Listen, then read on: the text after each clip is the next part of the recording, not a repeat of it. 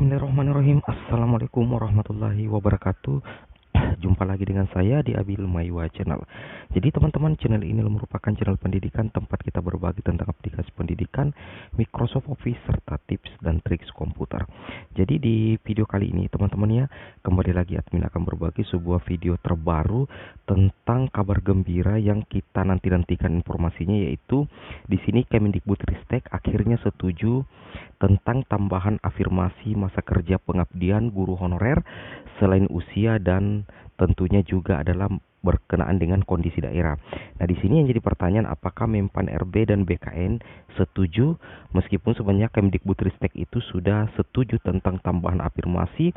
Kemdikbudristek sudah sepakat dengan Komisi 10 DPR RI. Namun di sini tentunya Kemdikbudristek harus membicarakan juga hal ini kepada Kementerian Pendayagunaan Aparatur Negara dan tentunya BKN, dan kita akan tunggu informasi selanjutnya. Oke teman-teman, kira-kira apa poin-poin yang cukup menentukan sehingga Kemdikbudristek setuju tentang tambahan afirmasi masa kerja pengabdian, usia dan kondisi daerah? Kita langsung saja ke videonya.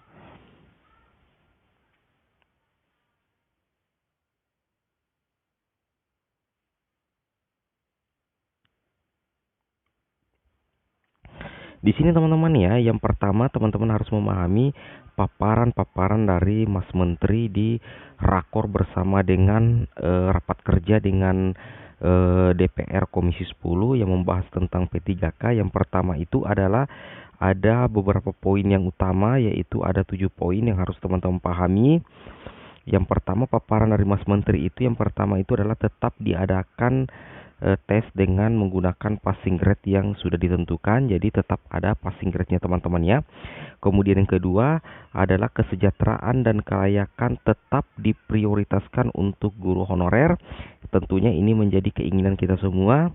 Ini langsung Mas Menteri yang katakan teman-teman ya, atau jelaskan di rapat kerja dengan Komisi 10 DPR RI Pusat ya. Kemudian poin ketiga yang menjadi poin utama yang disampaikan oleh Mas Menteri atau Mendikbudristek Bapak Anwar Nadiem Makarim, yaitu berjanji memperjuangkan afirmasi. Nah, jadi di sini Bapak Menteri akan berjanji memperjuangkan afirmasi. Dalam artian Kemendikbudristek itu sudah sepakat atau sudah setuju pemberian tambahan afirmasi berupa masa kerja pengabdian, kemudian usia dan kondisi daerah. Namun, teman-teman perlu pahami bahwa di sini ada kata-kata memperjuangkan. Berarti kalau ada kata-kata memperjuangkan, tentunya kita bisa mengambil kesimpulan bahwa bukan hanya Kemendikbudristek yang menentukan tentang tambahan afirmasi, tetapi tentunya ada lembaga seperti Kemenpan RB dan tentunya Panselnas, dalam hal ini BKN. Jadi, di sini Kemendikbudristek akan memperjuangkan aspirasi guru honorer bersama Komisi 10 DPR agar nantinya ditemukan titik terang yang memastikan bahwa afirmasi akan terlaksana. Karena tentunya kata-kata memperjuangkan itu berarti Kemendikbud harus mungkin mendiskusikan dulu dengan Kemenpan RB dan BKN.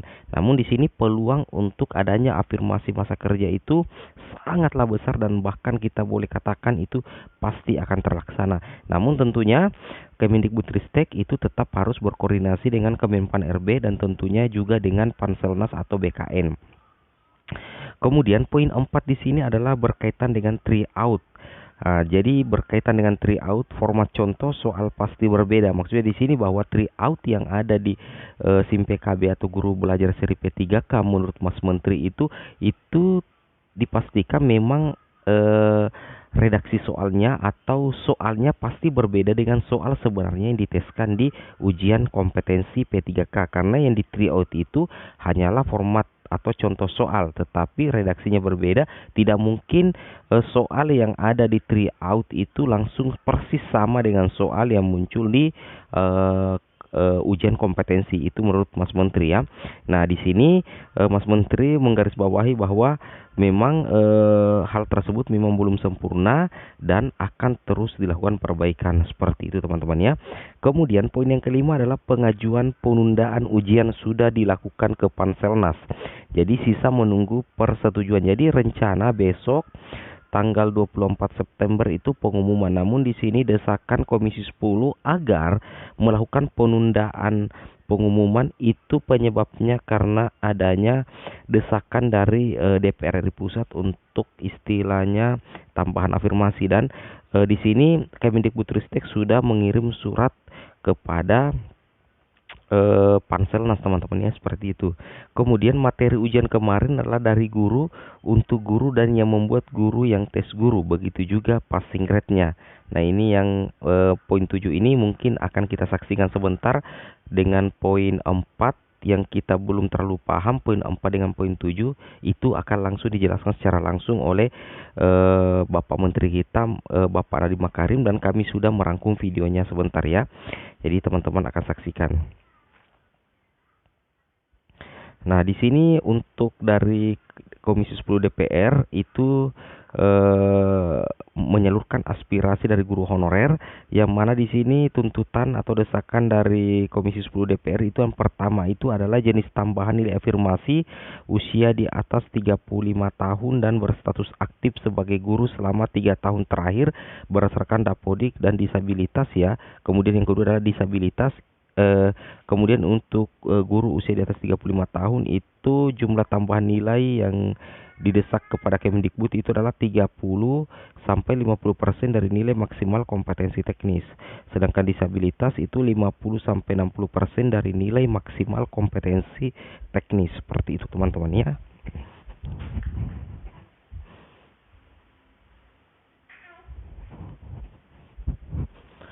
Nah, kemudian kita lanjut lagi. Kemudian desakan berikutnya untuk berkaitan dengan masalah tambahan afirmasi, yaitu guru honorer THK 2 yang terdaftar di database BKN dan berstatus aktif sebagai guru selama 3 tahun terakhir berdasarkan Dapodik itu 30% sampai 50% dari nilai maksimal kompetensi teknis. Seperti itu teman-teman ya. Nah, untuk lebih jelasnya di sini teman-teman bisa mendengarkan pemaparan langsung dari Menteri Pendidikan dan Kebudayaan, Riset dan Teknologi Bapak Nadiem Makarim terkait penambahan afirmasi berdasarkan masa kerja pengabdian, kemudian usia, dan tentunya kondisi daerah. Dan tentunya informasi yang diberikan Bapak Nadiem Makarim ini adalah informasi yang sangat menggembirakan untuk teman-teman guru honorer sekalian. Nah, oke, selamat menyaksikan.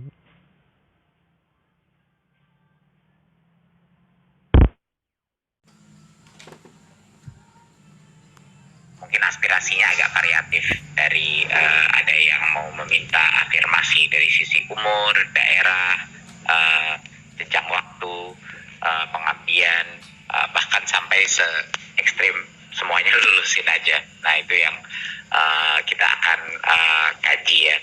Tapi kenyataannya sekarang tidak mungkin kita tidak ada tes seleksi, dan tidak mungkin kita tidak akan ada suatu minimum passing grade. Jadi itu benar-benar satu-satunya alasan kita bisa sejauh ini adalah karena ada passing grade.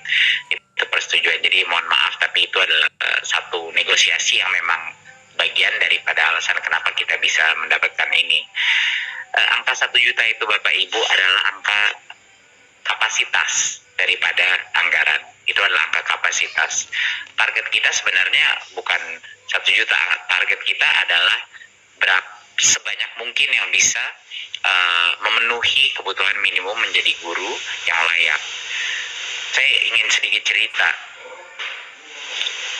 Saya menyuruh tim saya untuk memprioritaskan program guru honorer ini pada tahun 2020 di pertengahan. Itulah saat kita mulai gencar untuk memprioritaskan ini, dan kami melakukan itu bukan karena ada tekanan politik. Kami melakukan itu karena pada saat itulah kami mulai keliling-keliling ke daerah. Dan pada saat itulah kita mulai menyadari bahwa guru-guru, salah satu guru-guru terhebat yang saya ketemui, yang saya duduki adalah guru-guru honorer di berbagai macam daerah. Kemarin saya baru di tengah hutan di Jambi dengan 6 guru yang setiap hari itu harus jalan ke hutan karena metik motornya nggak jalan, jadi mereka harus jalan 45 kilo. Kadang-kadang anaknya ada di situ, kadang-kadang tidak, di Jambi, mengajar anak-anak rimba. mereka itu semuanya 6 dari guru yang saya bicarakan adalah guru honorer dengan pengabdian yang luar biasa.